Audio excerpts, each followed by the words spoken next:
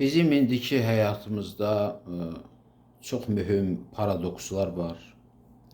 Həyat çox ağır keçir. Həyatın o qoyduğu tələblərlə, insanların qarşısında qoyduğu tələblərlə, insanların beyninin gücü, onların mənəvi gücü, ruhi gücü bu qoyulan tələblərə, həyat tərəfindən qoyulan tələblərə uyğun deyil. Onlar bu tələbləri yerinə yetirə bilmirlər.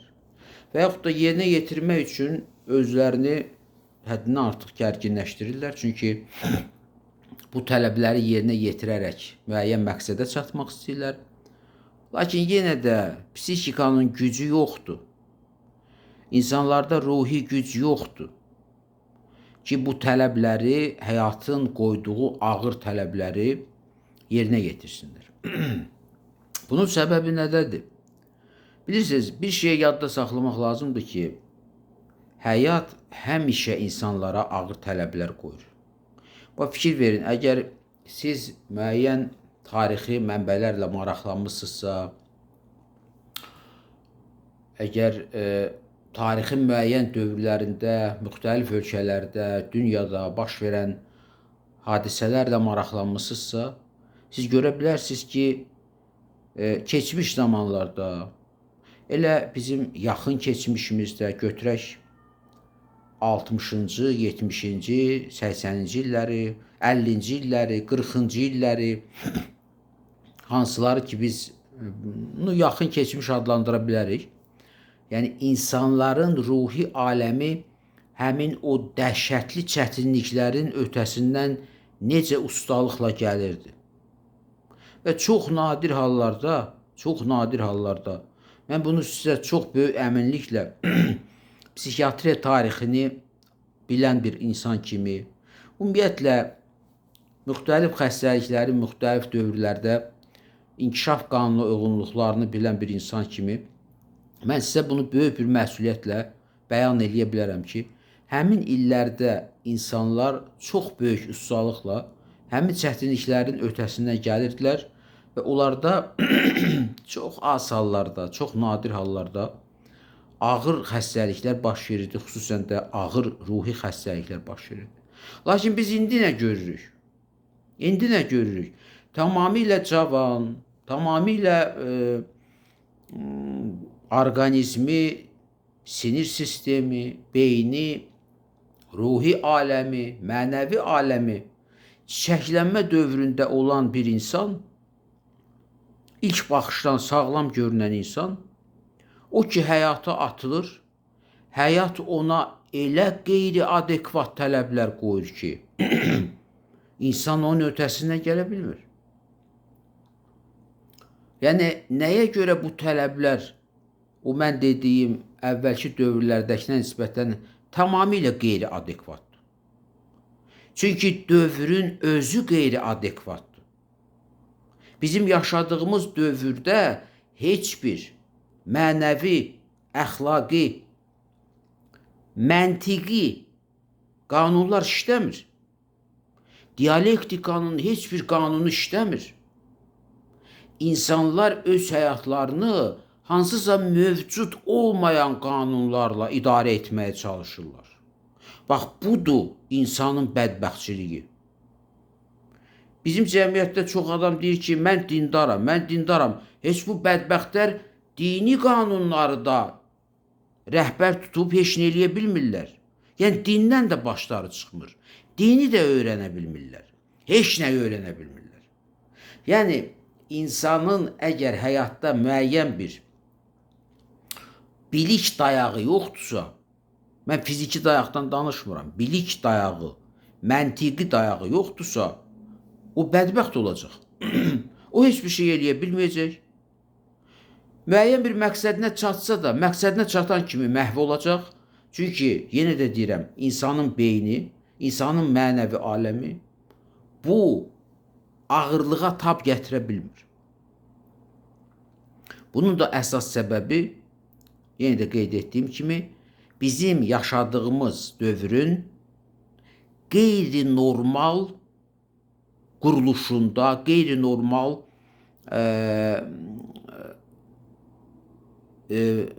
mahiyyətindədir. Bizim indiki dövrdə heç bir mənəvi, psixoloji dəyərlər işləmir. Həmin o mənəvi, psixoloji dəyərləri ki, kimsə hardansa eşidə bilər, o dəyərləri həyatda görmür. Həyatda onu işlədə bilmir. Çünki onu işlədən kimi onu fitə basırlar, ona gülürlər. Deyirlər ki, yox, sən köhnənin qalıqısan, sən keçmişdə qalmış adamsan, indi lazımdır adamları aldatmaq, indi lazımdır alver eləyib, gedib hardasa kimisə öldürüb, onun pulunu almaq, kimisə aldadıb onun pulunu almaq, kimisə şərə salıb onun mülkiyyətini əlindən almaq. Sən əgər bunları bacarmırsansa, deməli sən yaşaya bilmirsən. Və indi fikir verin, hər bir insan öz psixikasının spesifikliyi ilə fərqlənir. İnsan var ki, bunları bəli eləyir. Amma eləyə də öz daxilində bu şeylərin düz olmadığına əmindir. Bu şeylər doğrudan da düzgün deyil. Düzgün hərəkətlər deyil, düzgün proqramlaşdırılmış həyat norması deyil. Və bunları eləyir. Və bu mənəvi psixoloji gərginlik fonunda etdiyi üçün onda müəyyən ruhi xəstəliklər əmələ gəlir. Bəzən xəstələrin qohumları qəbul vaxtı soruşurlar, psixiatrdan soruşurlar. Deyir, nə oldu? Bu cavan, sağlam adamdır, birdən-birə belə xəstələndi, özü çox ağır psixozla. Biz bunun ötəsinə gələ bilmirik, ağırdır vəziyyəti, bax gör bunda nə var. Baxırsan ki, çox ağır psixoz vəziyyətindədir xəstə. Bunun səbəbi nədir? Bunun səbəbi ondadır ki, insan öz gücünə uyğun olmayan mənəvi psixoloji yük götürüb. Öz gücünə uyğun olmayan. Fikir verin. Əgər siz, yəni 20 kiloqram bir yükü götürmək iqtidarındasınızsa, bunun əvəzində siz gedirsiniz 35 kiloluq bir yük götürürsünüzsə, əlbəttə sizin orqanizmavız, fizikavız, yəni fiziki statusunuz gücə düşəcək, sizin ya beliniz xəstə olacaq, onurğa sütununda bir problem əmələ gələcək sizdə, ya sizin ürək-damar sisteminizdə bir problem əmələ gələcək. Çünki siz öz gücünüzə uyğun ağırlıq götürməmişsiniz. Və eyni məsələ insanın psixikasında, ruhi aləmində də baş verir. Əgər insan öz mənəvi psixoloji aləminə uyğun olmayan, onun gücünə uyğun olmayan məsələlərlə maraqlanırsa, özünü o cür gərginliyə salırsa, hansısa bir iş üçün, hansısa bir məqsəd üçün, təbiidir ki, insanda ruhi xəstəlik əmələ gəlir. Bu artıq sübut olunub. Böyük Avicenna, Əbu Əli İbn Sina hələ o vaxtlar deyir, hər bir xəstəlik insanın ruhundan başlayır. İnsan öz ruhunu birinci olaraq qorumalıdır. Öz mənəvi aləmini birinci olaraq qorumalıdır. Bütün xəstəliklər yadınızda qalsın insanın ruhi aləmindən, mənəvi, psixoloji aləmindən mənbəy götürür. O bulağın ki mənbəyi olur. Bütün xəstəliklər oradan o ruhi, mənəvi aləmdən mənbəy götürür və gedir aşağı. Sonra yavaş-yavaş başlayır, orqanları zədələyir, bir orqanı zədələyir, o birisini zədələyir, o birisini zədələyir, o birisini zədələyir və insan olur xəstə hal. Belə insanlara deyirlər xəstə hal. Və belə insanlara heç nə ilə kömək eləmək olmur. Mən sizi inandırıram ki, heç nə ilə kömək eləmək olmur. Bəzən insanlar gəlir, deyir ki, mənim canıma elə yatıb ki, xəstələrin dediklərini mən eyni ilə təkrar edirəm. Deyir, mənim bu qorxu, həyəcan, sabahki günə ümidsizlik, nə olacaq? Elə bil nəsə bir şey olacaq, nəsə bir təhlükə gözləyir məni. Mən deyir, hər səhər dururam, bu hisslərlə oyanıram yuxudan. Bu fikirlərlə oyanıram yuxudan. Bu nədir? Bu artıq psixozdur. Bu artıq xəstəlikdir. Soruşursan neçə ildir beləsin? Deyir uzun illərdir. Əvvəl deyir fikir vermədim. Bu get-gedə inkişaf elədi. Və axırda gəldi elə bir vəziyyətə çatıb ki, insan məcburdur ki, ruhi xəstəliklərlə professional məşğul olan həkimə müraciət eləsin. İnsan ora müraciət edib, bura müraciət edib, müxtəlif mütəxəssislərə müraciət edib, amma heç bir kömək olmayıb. Artıq bu məcburdur, o qədər əziyyət çəkir bu. O qədər səhər qalxır, yerindən qalxmaq istəmir. Həyəcan bunu bürüyür. Görəsən bugün nə olacaq? Mənim görəsən filan işim necə gedəcək? Görəsən mənim filan yerdə olan qohum əqrabam, nə bilim evladım, valideynim, bacım, qardaşım, kimsə, yaxın adamlarım sağ-salamatdır və yaxud da bəlkə onlarla bir şey olub, durur, tez telefonu əl atır, zəng eləyir, maraqlar görür, hamı yerindədir, elə bir problem yoxdur. Yenə də həyəcan yatmır. Yenə də bu qorxu yatmır. Bunun səbəbi nədir? İnsan 1991-ci ildən sonra, Sovet İttifaqı dağılandan sonra bu bədbəxt insanlara belə bir səhv ustanovka verdilər. Dedilər ki, əgər siz yaşamaq istəyirsinizsə, deyir, könlü balıq istəyən quyruğunu suya qoyar. Bizim Azərbaycan cəmaatının belə bir çox əcaib misalları var. Bu da bir əcaib misal. O nə deməkdir? Könlü balıq istəyən quyruğunu suya qoyar. Bu bilirsiniz nə deməkdir? Bu o deməkdir ki, sən get özünü çırp, dağa, daşa, sənin qüvvən yoxdursa, sən heç nə eləyə bilməyəcəksən. İstəyirsən get özünü dənizə at gidən. Heç vaxt insan özünün bacarmadığı işə baş soxmamalıdır. Girişməməlidir. Mənim yadımdadır, 1990-cı illərdə o Sovet İttifaqı dağılan vaxtlar idi. Çox mötəbər, çox savadlı, çox qabiliyyətli, ağıllı insanlar bu cür bazaları olduğuna baxmayaraq, yəni intellektual, mənəvi bazaları olduğuna baxmayaraq, bunlar belə qərara gəldilər ki, biz də biznesə getməliyik. Belə şüarlarla başladılar yaşamağa. Bacarana can qurban, əl-əli yuyar, əl-də üzü. Azərbaycanlılar xoşlayır belə tezisləri tez-tez təkrar edirlər. Əl-əli yuyar, əl-də üzü. Mən də gedim özümü bir sınayım bir işdə. İnandırıram sizi ki, o adamların 95%-i ya sonra müflis oldu, küçələrə düşdü, borca düşdü, nə bilim, müxtəlif ölkələrə getdi. Orada da pis vəziyyətdə oldu. Yəni, yaşadığı yerdə qaldı, orada da heç bir şey eləyə bilmədi. Əlində olan bütün mülkiyyətini itirdi və mülkiyyət də bir yana. Mülkiyyət gəlir, gedir, mülkiyyət aksesuardır. Siz, bədbəxt insanlar, bilməlisiniz, başa düşməlisiniz ki, mülkiyyət aksesuardır, pul aksesuardır. Pul var, bugün var, sabah yoxdur, xərclənir, qutarır. Biri gün gəlir, o birisi gün yenə qutarır. Əsas odur ki, bu adamlar mənəvi, psixoloji stabilliklərini itirdilər. Yəni, bu nə deməkdir? Mənəvi, psixoloji stabiliyini itirmək nə deməkdir? Bu adamlar deməli, psixi xəstə oldular. Vəssalam. Yəni, adi dildə buna deyirlər mənəvi, psixoloji stabiliyini itirmək. Biraz bizim sahəyə uyğun, yəni tibbi, psixiatrik dildə buna deyirlər psixi xəstəlik. Yüngül psixi xəstəliklər var, ağır psixi xəstəliklər var. Bunun birinə bu adam düçar olur və bundan sonra artıq bu heç nə eləyə bilmir. Bu olur mənəvi invalid deyirlər, əlil. Mənəvi əlil. Var fiziki əlil. Yəni ki, insanın əlbəttə çox arzu olunmaz halda insanın əli yoxdur, ayağı yoxdur.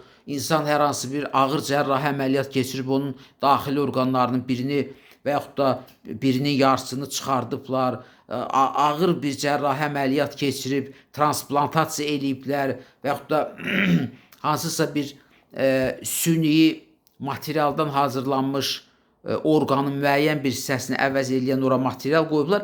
Yəni, insan fiziki cəhətdən olub əlil. Bu ayrı məsələdir. Əlbəttə bu da ağır məsələdir. Amma mən sizə qeyd eləmək istəyirəm ki,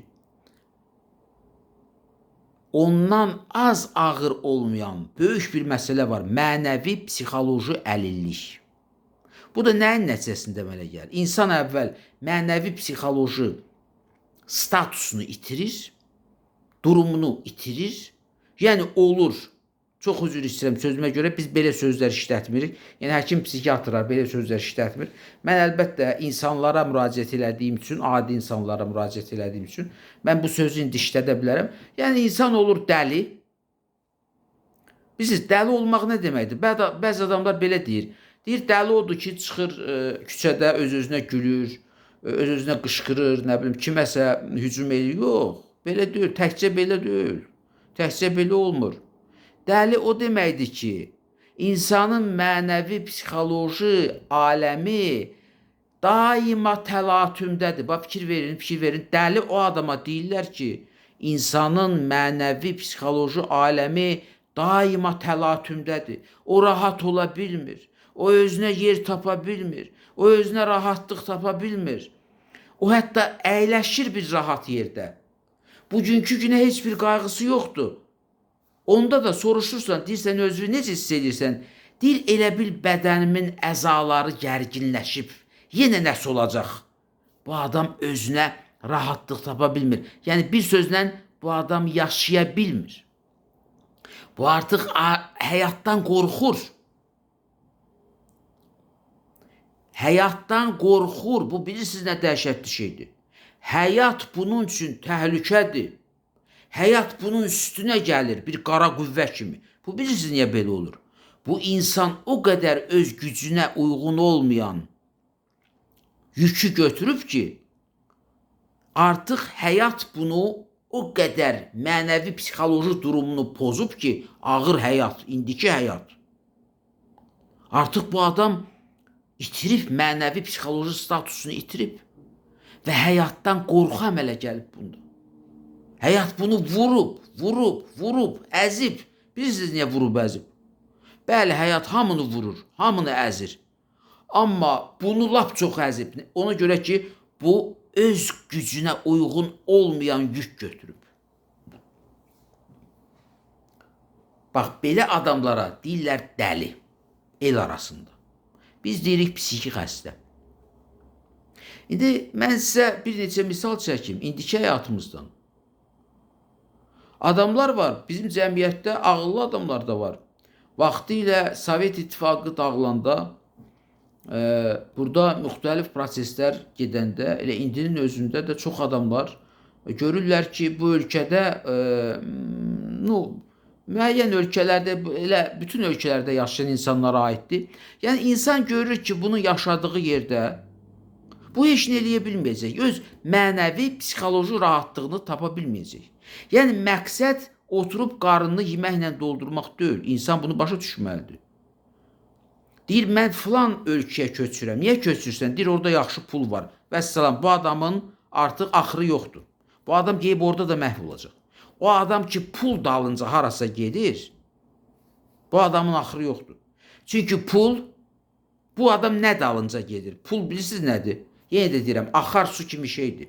Gəldi, su gəldi, axdı getdi və yaxud da gün düşdü, su qurudu və yaxud da suyun mənbəyi dayandı, su daha gəlmir. Bulaq var idi, indi yoxdur. 10 il qabaq bir bulaq qaynayırdı, indi yoxdur. Pul belə bir şeydir, aksesuardır. Qulaqdan asılan sırğa kimi bir şeydir. O eynəyi eynək qabına qoyurlar, o eynək qabı kimi bir şeydir. Ola bilər o eynək qabı içsin, sən gedirsən bir dənə təzə eynək qabı alırsan. Yəni insan ki, pul, məhz bir dənə pul məqsədi ilə, bax fikir verin, bir dənə pul məqsədi ilə hansısa bir işə girişirsə, o adam bədbəxtdir. Əgər insan mənəvi psixoloji yüksəliş naminə hər hansı bir işə girişirsə, mənəvi psixoloji təkmilləşmə naminə hər hansı bir işə girişirsə, onun sonra özünə uyğun, mən demirəm ki, o adam böyük bir oliqarx olur, özünə uyğun pulu da olur, özünə uyğun həyatı da olur və özünə uyğun yaşayır. hər insan özünə uyğun yaşaya bilər. Bizim Azərbaycan əhalisinin çox böyük bir bədbəxtçiliyi var. Onlar deyir ki, mən də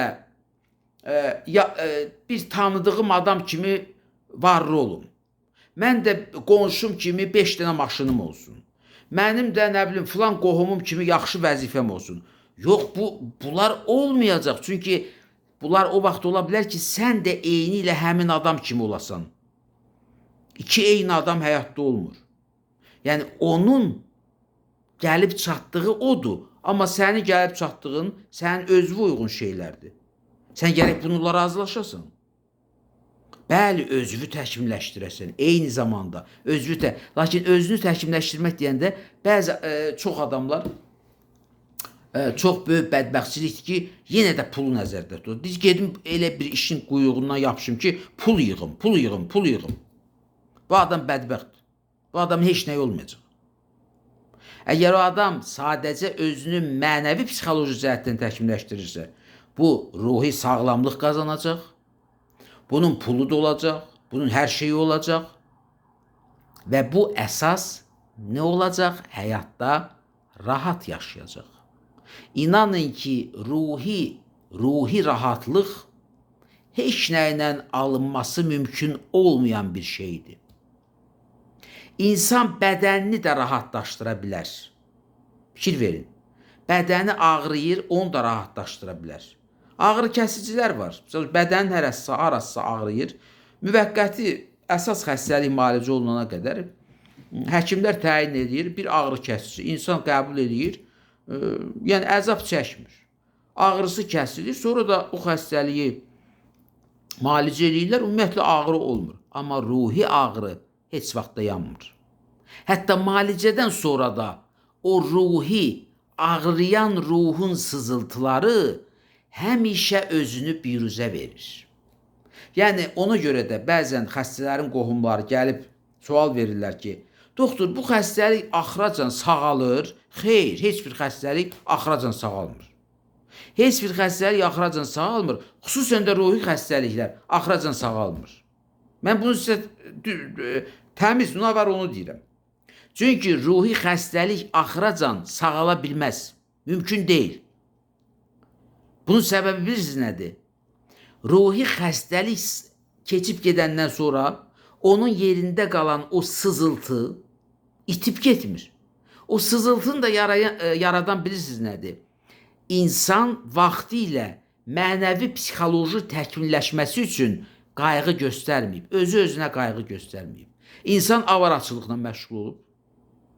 Bilirsiniz, bax, indi fikir verin. Mən sizə yenə də həyatdan bir misal çəkirəm. Siz elə bir adam tanıyırsınız ki, indiki dövrdə kitabxanaya geçsin, kitab götürsün, oxusun.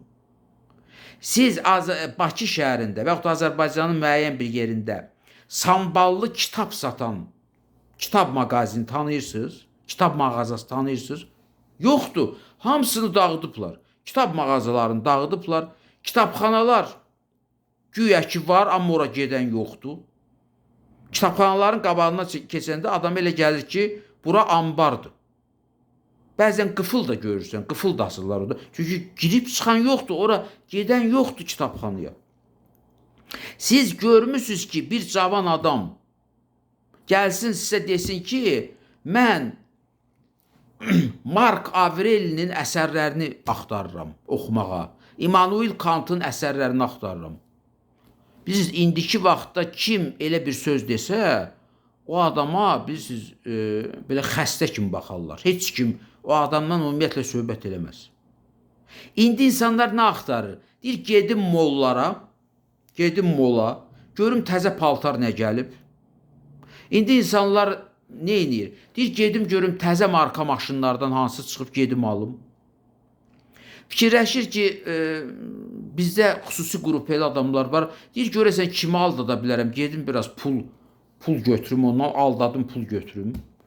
Xüsusən də ev alqı-satqısı ilə məşğul olan bizdə makler deyilən elə təbəqələr var. Yəni, insanlar nə ilə məşğuldur? İnsanlar öz mənəvi psixoloji aləmlərini çöktürməklə məşğuldur. Bütün bu işlər mənəvi psixoloji aləmi çöktürür. Çöktürür və insan xəstə olur. Təsadüfi deyil ki, narkomanların əksəriyyəti pullu adamlardır. İndiki dövrdə. Narkomanların əksəriyyəti pullu adamlardır. İçkiyə qurşanmış, içki düşkün olan adamların əksəriyyəti pullu, varlı, hallı adamlardır. Ən mundar, ən çirkin, ən qəddar, ən pis işlər görən kimlərdir? Varlı, pullu adamlardır. Yəni, bütün bu pis işlərlə onlar məşğul olur. Heç vaxt kasıb adamlar, yəni məhdud şəkildə mənəvi, maddi vəsaiti olan adamlar heç vaxt pis işlərlə məşğul olmurlar.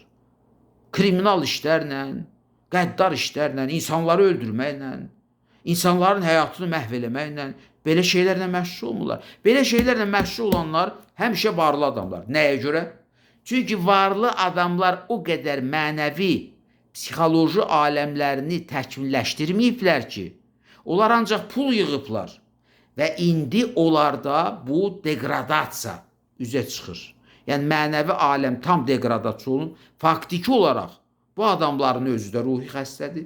Yəni, mənəvi, psixoloji status çöküb. Bunlar heç heyvan da deyil, bunlar mutantdır. Mən həmişə deyirəm, heyvanın da mənəviyyatı var, amma mutantın mənəviyyatı olmur. O adam ki, pul yığır, sonra da kimisə öldürür, kimisə aldadır, kimisə mal dövlətini alır, kimisə şərliyir, kimisə... Bu adam mutantdır. Bu adam nə insandır, nə heyvandır, heç kimdir. Və bunun əsas səbəbi odur ki, bu adam mənəvi, psixoloji statusunu təkmilləşdirməyib. Bunu da eləmək üçün nə eləmək lazımdır? Mənəvi qidalara meyl eləmək lazımdır. Fiziki qida. İnsan bütün günü bozbaş yeyir, dolma yeyir, nə bilim, gedir, dadlı yeməklər alır, yeyir, tortlar alır, yeyir. Bizim cəmaət xoşlayır elə yeməklər yeməyi. Amma heç kim gedib kitabxanada oturub kitab oxumur. Heç kim gedib çox nadir filosofların, yazıçıların, şairlərin əsərlərini alıb oxumur. Yəni, belə danışanda bəzi insanları gülmək tutur. Onlar gülürlər. Deyir, sən nə danışırsan? Sənin ağlın var, sənin ağlın başındadır. Bəli, belə deyirlər. Çünki bu adamlar, bu mən dediyim məntiqləri heç vaxt başa düşməyəcəklər. Və bu nəyi göstərir? Bu adamlarda mənəvi, psixoloji inkişaf yolunda stop komandası yaranıb. Bunlar bədbəxtdirlər artıq. Bunlar artıq bədbəxt insanlardır. Bu stop komandasının hesabına da bunların mənəvi, psixoloji inkişafı dayanıb. Və bunlar hər dəqiqə psixiatrın klienti ola bilərlər. Psixiatra müraciət eləyəcək dərəcədə vəziyyətləri pisləşə bilər.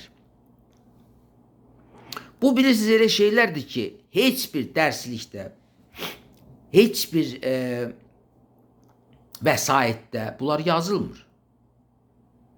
Bunlar ancaq həyat vəsaitlərində yazılır.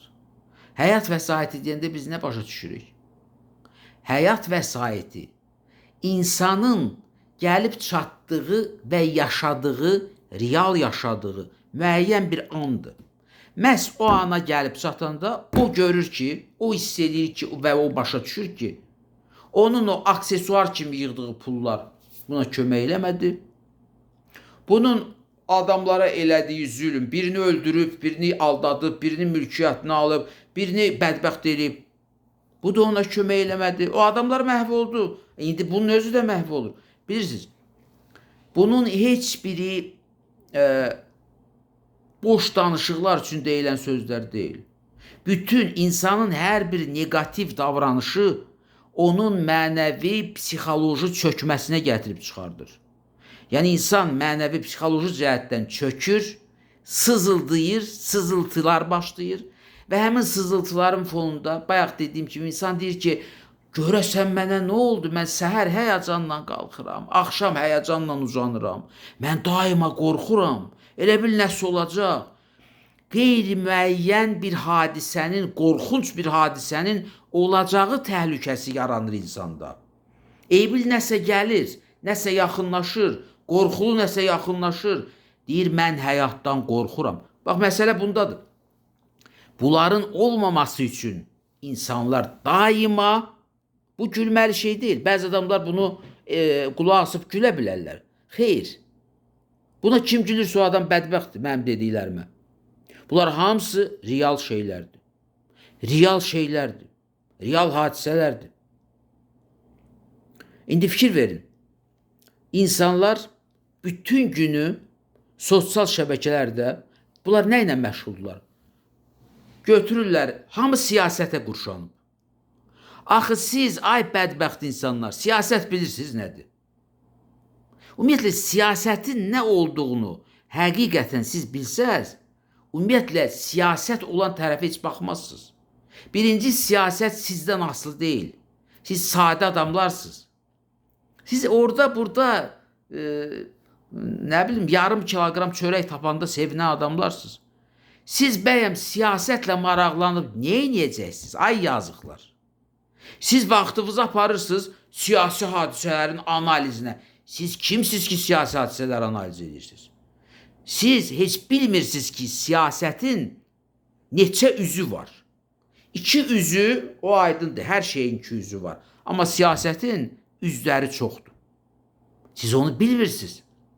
İkinci, sosial şəbəkələrdə oturub bütün günü ona buna nəsə yazmaq. Bunun nə əhəmiyyəti var ki? Bu sizi inkişaf elətdirməyəcək, bu sizi daha da çöktürəcək. Bax, psixozlar oradan yaranır. O WhatsAppda adamlar status qoyurlar. Sənin ad günün mübarək, mənim gözəl xalam oğlu. Altdan da yazırlar. Ürək, ürək, ürək. Bu nə deməkdir?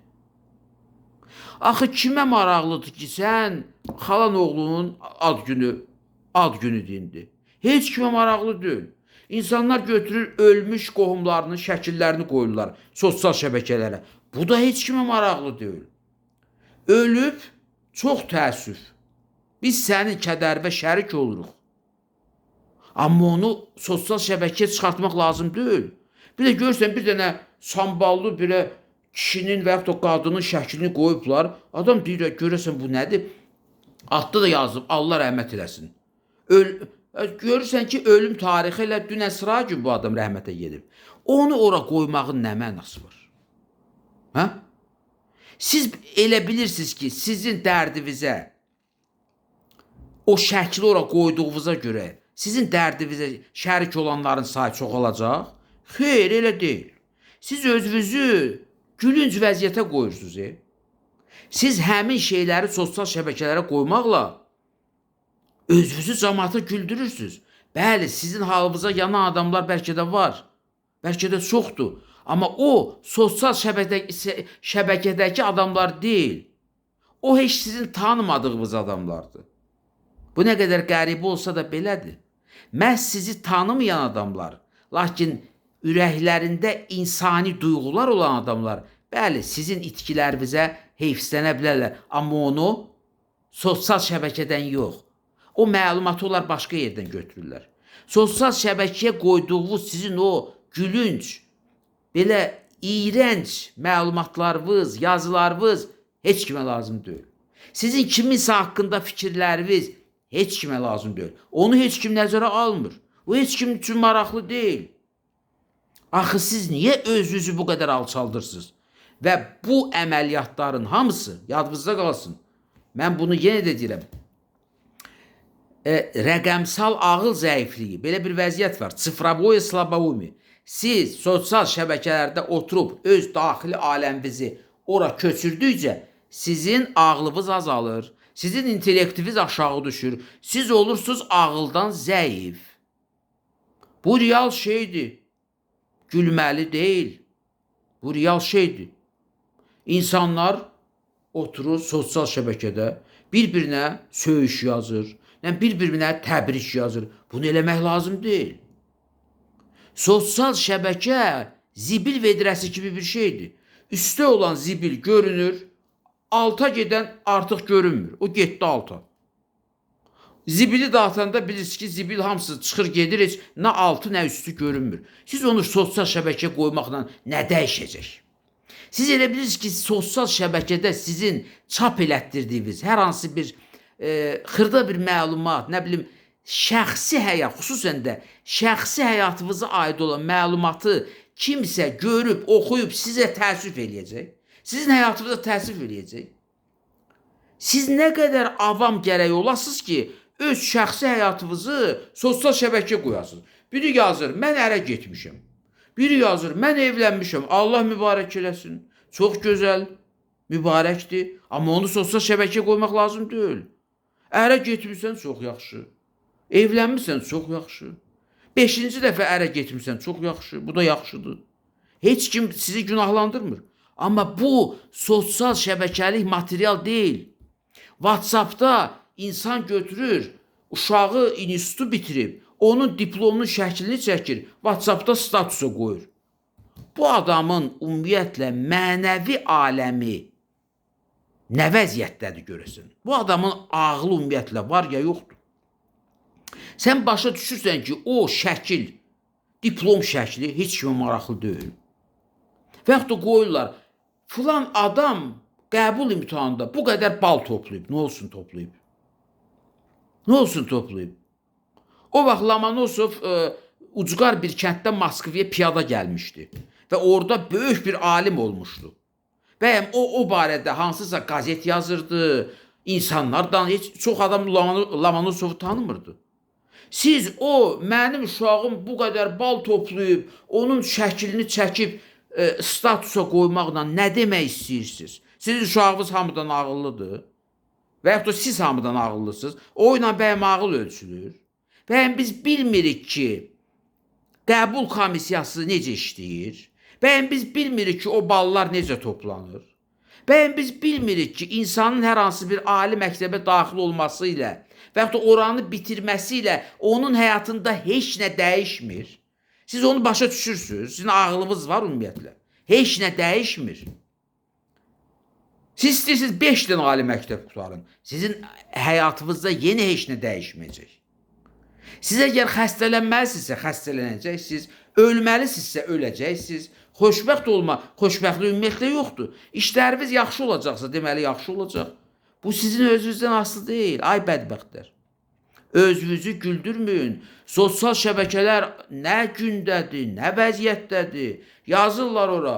Mən 32 yaşım var, ərimdən aralanmışam, bir uşağım var, məni saxlayan bir kişi axtarıram. Bunu cavan bir qadın yazır qoyur. Altından döş şəkli və altından və yaxud da üstündən o yazının. Ay balam, səni saxlamaq üçün kişi axtarırsansa, bu da sənin öz işindir. Eybi yoxdur, axtar. Amma sosial şəbəkəyə sən onu qoymaqla altdan da telefonunu da yazıb. Axı bu nədir? Bu pis deyil. Mən heç kimi, yəni bu pis şey deyil. Yəni əgər bu adam elə qərara gəlibsə ki, bu buna lazımdır, bu pis şey deyil. Hamının şəxsi fikri var. Biz hamının şəxsi fikirlərinə hörmətlə yanaşırıq. Amma sadəcə olaraq bu çox gülüncdür. Sən onu ora qoyanda və yaxud da başqa şeylər, elə o diplomun kopyası olsun, nə bilim, kimin imtahanda nə qədər bal toplaması haqqında sənədin şəkli olsun, siz şəxsi həyatınız barədə hansı materialı, nə material olur olsun, sosial şəbəkəyə, WhatsApp statusuna, nə bilim, Instagrama, nə bilim, ora, bura, nə qoyursunuzsa qoyun. Əgər o şey sizin şəxsi həyatınıza aiddirsə, sizə hamı gülür. Hamı sizə gülür. Bəzi adam yazır, mənim ad günümdür. Çox mübarək. Sən onu ora niyə qoymuşsun? Qoyursan ki, hamı səni təbrik eləsin. Mən səni tanımıram, mən səni necə təbrik eləyim? Başqa bir adam səni tanımır, o səni necə təbrik eləsin? Sən, ay bədbəxt, başa düşməlisən ki, əgər o adam sənə doğrudan da hörmət eləyirsə, o sənin ad gününü də bilir, o sənin yaxşı gününü də bilir, pis gününü də bilir. Və o sənə ya zəng eləyəcək, ya gəlib özü təbrik eləyəcək. Sən orada hamıya car çəkməklə ki, mənim ad günümdür, sən süni olaraq sən özünə təbrikçi yığırsan, süni təbrikçi sənin nəyvə lazımdır? Onun sənə heç bir xeyri yoxdur, axı, ay yazıq. Biri ürək şəkli qoyur, biri əla şəkli qoyur, biri yazır, ömrün uzun olsun ki, onun deməklə sənin ömrün uzun oldu. Bax, adamlar bu cür lazımasız işlərlə məşğuldurlar. Bütün günü telefon əllərində, sosial şəbəkədə, telefon, sosial şəbəkə, telefon, sosial şəbəkə, telefon, sosial şəbəkə və nəticədə nə olur? Mənəvi psixoloji inkişaf dayanır. insanda rəqəmsal ağıl zəifliyi əmələ gəlir. İnsan heç bir məqsədinə çata bilmir. Çünki onun mənəvi, psixoloji durumu, mənəviyyatı inkişaf eləmir. O da ona görə inkişaf eləmir ki, mən çıxışımın əvvəlində dedim, insanlar kitabxanaya getmir, kitab oxumurlar. İnsanlar oturub lazımasız müxtəlif ölkələrin çəkdiyi çox eybəcər seriallara baxırlar. O seriallar insanların intellektini ümumiyyətlə silir. Ümumiyyətlə silir. İnsanlar oturub Azərbaycanın bəzi televiziya kanalları var. O kanalların verdiyi verilişlərə baxırlar bütün günü. O verilişlərə baxan adamlar tamamilə debil olur. Mən sizə bunu çox böyük məsuliyyətlə deyirəm. Əgər siz oturub müəyyən verilişlər var Azərbaycanın müəyyən kanallarında, onu hamı bilir, mən adlarını demirəm. O verilişlərə baxan adamların ağlı azalır. Mən bunu inanın ki, zarafatla demirəm, gülmək üçün demirəm. Bu həqiqətdir. Ağlınız azalır. Siz ətraf reallığı düzgün qavraya bilmirsiniz. Çünki o kanallarda göstərilən, televiziya kanallarda göstərilən məlumatlar sizdə ətraf aləmin real qavranılmasının qarşısını alır. Stop komandası qoyur. Stop. Vəssalam. Siz artıq oldunuz yenə də nə? Psixi xəstə. Mən yenə də qeyd eləmək istəyirəm. Psixi xəstə o demək deyil ki, özünü əcaib aparır. Psixi xəstə elə belə adamlardır. Birinci növbədə belə adamlardır. Və belə adamlar heç bir şeyə nail ola bilmirlər. Və nəyəsə nail olmaq çox qəribədir ki, bizim cəmiyyətdə bilirsiniz nə ilə ölçülür. Deyir, nə olub ki mənə? Maşınım var, 5 yerdə evim var, evdə 2 vedrə qızılım var. Bu elə bilir ki, hər şeyə nail olub. Bu adam bədbəxtdir. Və günlərin bir günündə bunda onkoloji xəstəlik tapılır. Vəssalam. Progressivləşib, 4-cü stadiya gəlib çıxıb, vəssalam. O qızıl sənə kömək eləməyəcək. O maşın sənə kömək eləməyəcək. Və yaxud da günlərin bir günü bu ağlını itirir. Psixi xəstəliyə düçar olur. Gəlir, görürsən ki, bunda qlobal psixoz gedir. Hanı gətir o pulları, gətir o qızılları sənə kömək eləsin. Heç gətirə bilir ki, bu adam özünü idarə edə bilmir artıq. Bu hamısı bəzi insanların özünün günahıdır. Bəzi insanlar lazım olan vaxtda zərərli mühiti tərk eləmirlər. Əgər siz zərərli mühitdəsinizsə, orada yaşayırsınızsa, lazımı vaxtda, öz vaxtında oranı tərk eləməlisiniz. Getməlisiniz. Siz o zərərli mühitdə qalırsınızsa, bədbəxt olacaqsınız. Siz lazım olan vaxt bir işi qurtarmalısınız. Bax, bu prinsiplərə əməl eləmək lazımdır. Əgər görürsünüz, bir işi görürsünüz, ortaya çatmışsınız, amma iş sizi məğlubiyyətə aparır, tullayın o işi. O işi tullayın. Bəzi adamlar belə deyir. Deyir, mən pensiyamı gözləyirəm. Siz bəyən belə əminsiniz ki, bizim kompetent orqanlar sizə pensiya verəcək. Dünyada belə tendensiya var, ümumiyyətlə pensiyaları kəsmək, insanlara pensiya verməmək. Siz nəyi gözləyirsiniz? Deyir, mən pensiyamı gözləyirəm. Pensiyasını gözləyir, günlərin birində bir ağır xəstəliyə tutulur, ölür, heç pensiyasına da gəlib çata bilmir. Bilirsiniz, bu hamısı nədən irəli gəlir? İnsanlar elə bilir ki, öz rahatlıqlarına bir yol açırlar. Əksinə, öz məhvlərinə yol açırlar. Bax, dediyim hərəkətlərlə insanlar öz sağlamlıqlarına yox, öz rahatlıqlarına yox, öz həyatlarının maraqlı keçməsinə yox, öz məhvlərinə yol açırlar.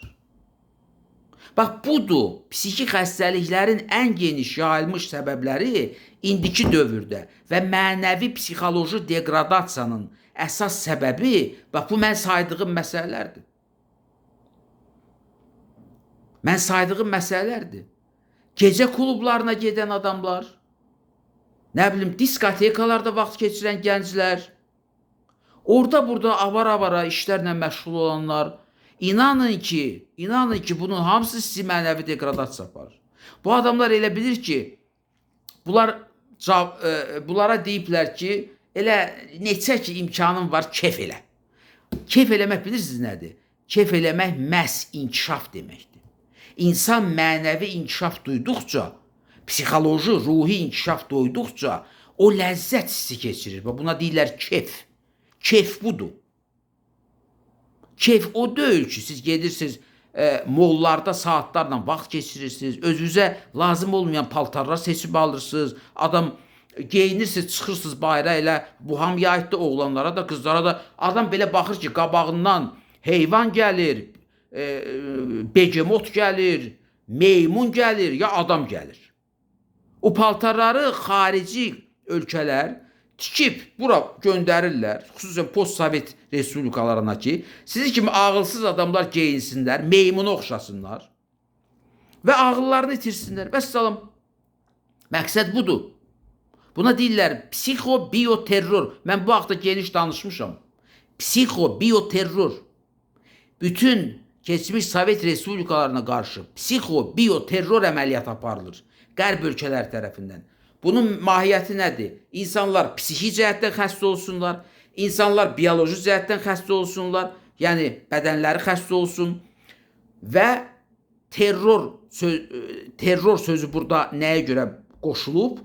İnsanlara qarşı müəyyən əməliyyatlar yerinə yetirirlər. Yenə də axır vaxtda görürsünüz. Orada hərdən bir deyirlər, böyük bir pandemiya gəlir. Bu yalandır. Yəni, hər belə bir elan olduqca insanlar qorxur. İnsanlar başlayır əsməyə. Çünki bir pandemiya bənzər yalancı pandemiyanı insanlıq yaşadı. Və indi də tez-tez təkrar edirlər. Bundan da dəhşətli pandemiya olacaq. Bundan da dəhşətli pandemiya olacaq. Bunu nəyə görə deyirlər? Ona görə deyirlər ki, siz həyatdan daha çox qorxasınız, daha çox psixi xəstə olasınız, daha çox ruhi xəstə olasınız, ruhi xəstələrin sayı daha çox artsın. Bu da Qərb ölkələrinə, qlobal qüvvələrə lazımdır. Lazımdır ki, keçmiş Sovet respublikalarında yaşayan insanların əksəriyyəti psixi xəstə olsun. Bu onlara lazımdır, çox lazımdır. Bu, keçmiş Sovet respublikalarını zəiflətmək üçün olan xüsusi proqramdır. Diqqətinizə görə çox sağ olun. Əgər məni başa düşdünüzsə.